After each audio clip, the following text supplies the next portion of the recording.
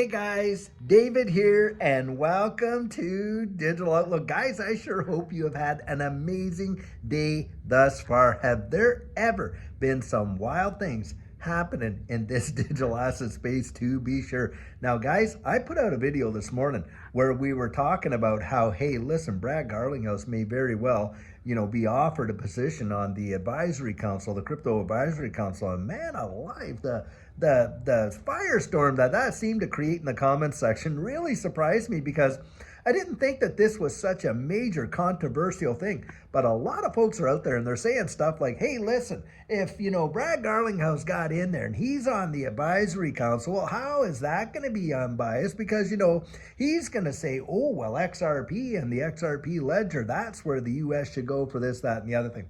Guys, you got to think about this. He's not the only one sitting on the council. From what I can understand, you got Charles Hoskinson that can be on there.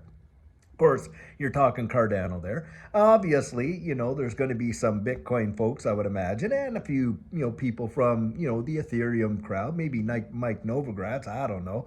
But you got Lehman Baird also in there, who, at least that's the conjecture, when you got, that's Hedera Hashgraph. So it's not going to be just Brad Garlinghouse. The supposition was that, hey, there's guys out there thinking Brad Garlinghouse might resign his position as CEO at Ripple to take that role. And I do not believe that he's really going to do that, and he may not even have to do that. I mean, look at Elon Musk ahead of the whole Doge thing, which, guys, you gotta really love that, right? Doge and Doge, right?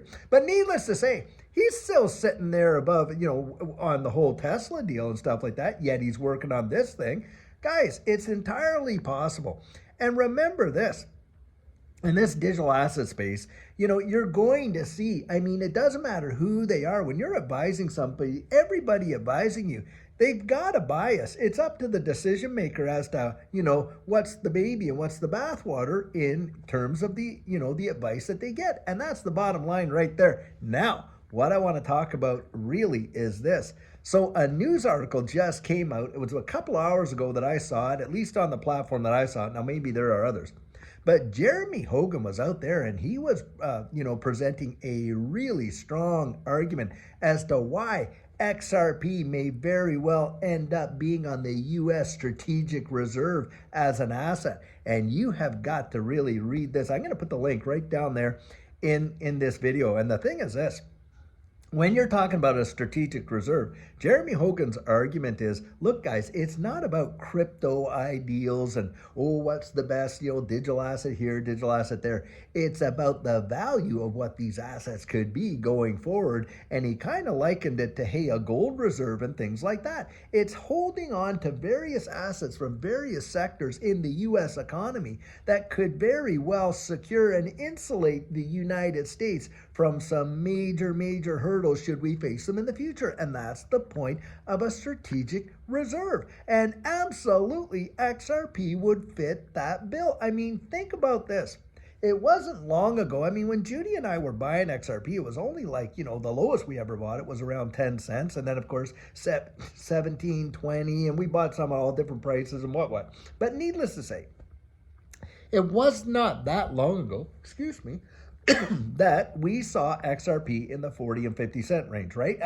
On November 5th, when the election took place, that's kind of where it was. I think it was around 52 cents. And then it just fired off. Now, we have been showing some serious strength, holding above that $2 range, $2.50, $2.40, in that area there. Yep, we saw it bounce up to $3.31, which was above the previous all-time high, depending on the exchange you're looking at. Now, the one that I really gauge is the $3.84. I'm not really thinking we're in price discovery until we're above that. But needless to say, look at the value proposition there. How many hundreds of percents it's moved up. Now, guys, you think about regulatory clarity, where all that regulation is out there. Fit 21, it's been approved, on and on and on. And then on top of that, you get the institutional adoption and its genuine application in the rank and file day-to-day doings like they have around the rest of the world. Look, in Dubai, people are receiving paychecks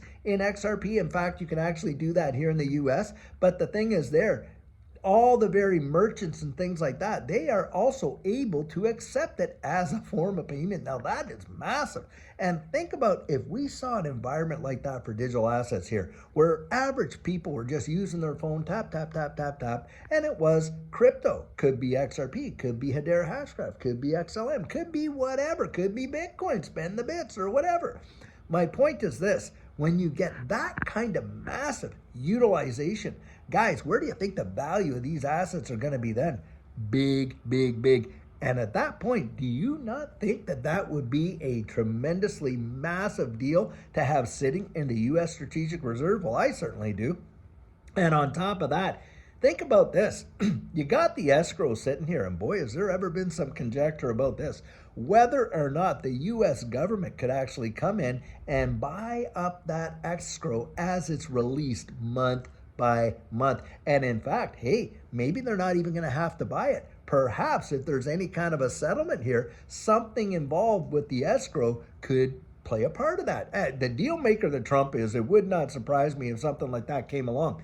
But the thing is this, it absolutely, Jeremy Hogan is right, it fits the bill. It very well could be a U.S. strategic reserve. And boy, oh boy, I'm telling you what, has this sent the Bitcoin maxis off the deep end. They are literally losing it.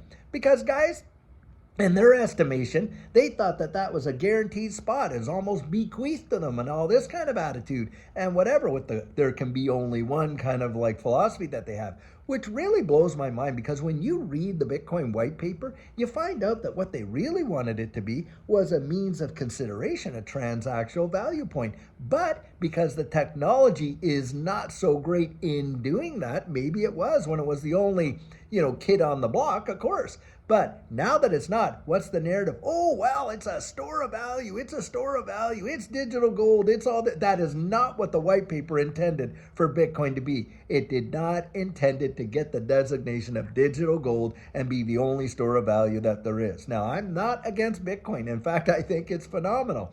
And it has been, and you got to give kudos where kudos are due, the greatest appreciating asset in the history of mankind. It has. And so let's call a spade a spade. That is true. But it does not mean that all these other technologies that are thrown out there are just absolutely, as they say, S coins and on and on and on. That's the nonsense of the whole Bitcoin maxi mindset. They just they got their blinders on and they're really, really missing it. And in my estimation, guys, we all should be advocating to see these digital assets form a major, major bite in a U.S. strategic reserve going forward because, guys, that's where the future is.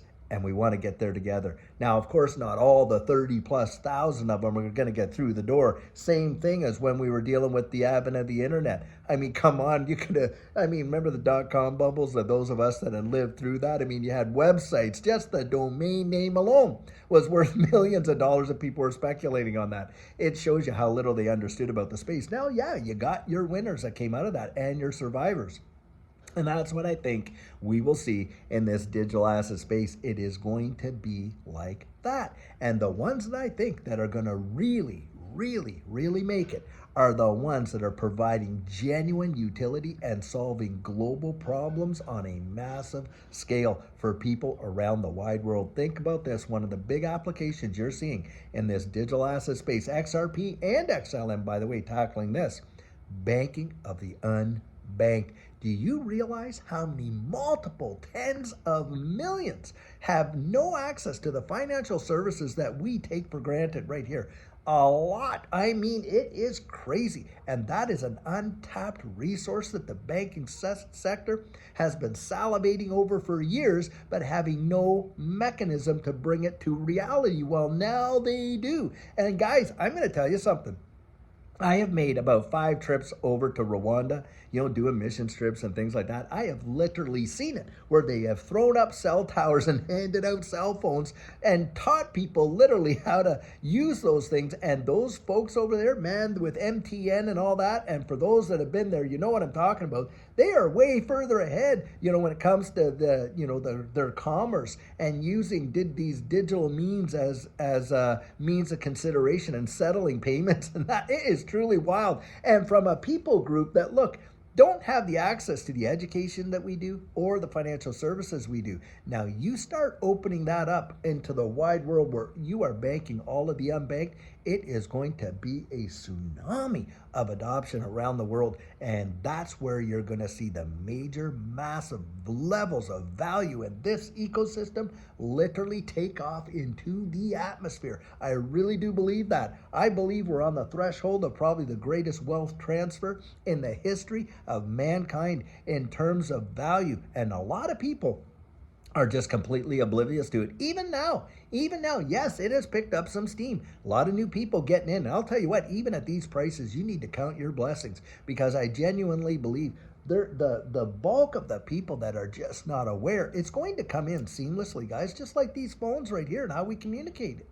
I mean, I remember when, cell phones technology, I was working for the government. You know what they did? They sent us out there, to, be representatives in satellite, places and cities and that. And they would give us a cell phone that was connected to practically a backpack. I mean, do you guys remember that? I remember that and stuff like that. Then, of course, the technology slowly adopted. Do you know these smartphones didn't even come out until 2007? Now, everyone and their kid at the age, anyone over the age of 5 is holding on to one. That happened, bang, just like that. And it revolutionized the wide world. In fact, you and I are able to do what we're doing, which was science fiction, believe it or not that long ago. And yet we're doing it. That's how this space is going to literally revolutionize the world. It's going to swallow the internet whole. I genuinely believe that. And then you're going to see value. Value like you have never seen. So when I think of what Jeremy Hogan is putting out there, the supposition that he's saying, hey, these assets, it's not about the, the cryptographic nature of them, when you're talking about cryptocurrencies. It's the fact that they will hold such significant value. But to have that in a strategic reserve is off the charts. It is one of those things that you want to have. Now, there'll be other things part of that strategic reserve, right? Of course, gold, maybe fossil fuels and other commodities and all that kind of stuff. You had better believe it. But this technology, I absolutely believe, is going to form a part of it. And do I think XRP is going to have a place there? You had better believe I do. I genuinely do. And I think it's going to be one of the ones that has that staying power. So, guys, truly amazing, amazing, amazing. The stuff happening in this space, and I cannot wait. I kid you not. We're watching all these fudsters, oh this, oh that, guys. It is going to be something else when we fly out of that station there and they're standing on the platform with their hands in their pockets and their jaws on the floor, absolutely gobsmacked. I genuinely believe that's happening, guys. It is going to be amazing. Now, that is my personal opinion, not financial advice, but I'll tell you, when it does happen, you want to be ready for it. And that's where I get out there and really encourage you to consider taking the coaching that we offer. And if that interests you, guys, to build your exit strategy, to look over that portfolio, to really, really help you to focus on those goals, you write me at The Digital Outlook. Actually, visit me, not write me. I used to have you write me at my coaching. Actually, visit me. My son-in-law for Christmas created a humongous upgrade to my website, and you can go on there now and visit me at thedigitaloutlook.com and get yourself on the calendar there, and you and I, yep, we'll meet one-on-one, and we'll be really helping you to get as strategic as you possibly can. So, guys, have an amazing night. Until tomorrow, take care.